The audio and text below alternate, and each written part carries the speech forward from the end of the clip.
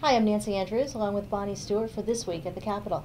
Bonnie, one of the big things that came out this week was the cost of SustiNet. OFA came out with a projecting that it could cost hundreds of millions of dollars. Absolutely. It really was no surprise to many people, but a shocker to others. And that was that measure, this new public health option, would cost anywhere from $250 to $500 million, roughly. And that's a huge price tag. And that's annually, something that the state quite simply can't afford. There's a lot of things we can do to bring about true healthcare reform to help people have access, to improve the quality of care they get.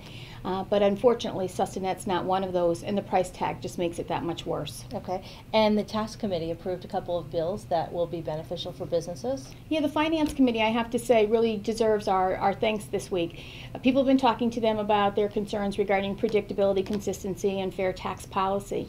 And they approved a number of measures this week that will help in that regard. So, for example, when somebody's trying a tax case, they've clarified exactly what the standard of proof is, and we appreciate that. When it comes to working with certain contractors, they've indicated what the rules are in those cases. So again, knowing what the rules are so you can comply with them, you know what's before you, it makes a big difference, and we appreciate their moving forward with those measures. Okay. And how about transportation?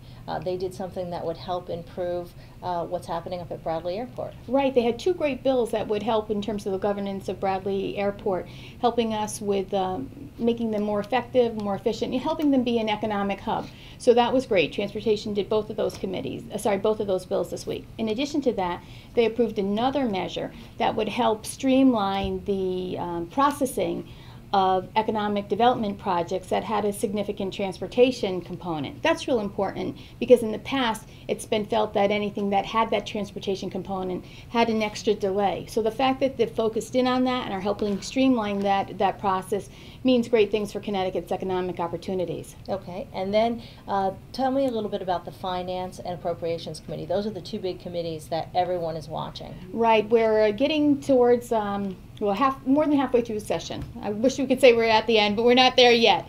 But as we move along, the Appropriations and Finance Committee become even that more important. And that's because any measure that has any type of fee or taxing component must go through the Finance Committee, and anything that has any type of fiscal impact on either the state or municipality has to go through the Appropriations Committee. So a lot of the measures that businesses are concerned with, whether it be labor and employment mandates or health mandates or the cost of energy, are now working their way to and possibly through those two committees. So now's a perfect time, if you care about a measure at all, to contact your legislator and let them know either your reasons for supporting it or your reasons for opposing the measure. Remember, in appropriations, they only look at, initially, with the fiscal note, the impact it has on the state and municipalities. Therefore, hearing from businesses is critical so they also understand, they being the legislators, also understand the impact it has on businesses. They care. It's not information they get from their own legislative committees or their staff, so they need to hear from businesses. Now's a perfect time to do that.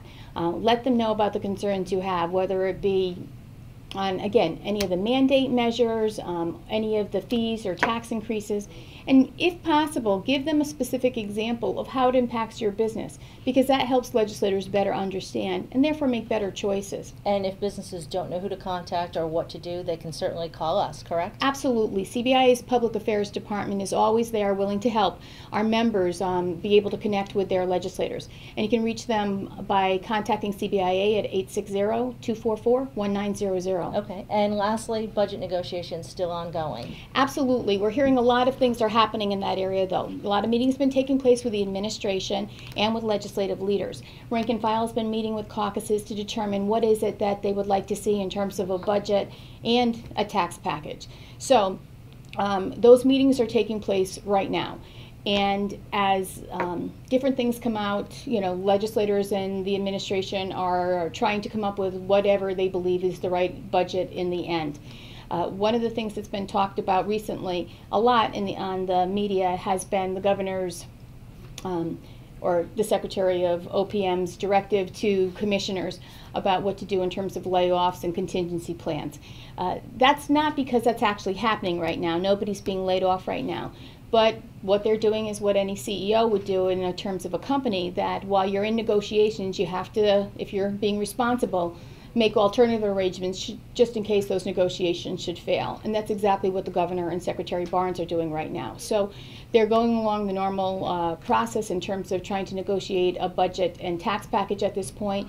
And should something not happen where the union concessions are concerned, which the governor's trying to achieve in terms of the $1 billion worth of savings, he's putting alternative plans, making alternative plans just in case. So a lot's happening. A lot happens all the time during the last couple of months of session. That's where we're at now. We get out June 8th. Hopefully we'll get out June 8th.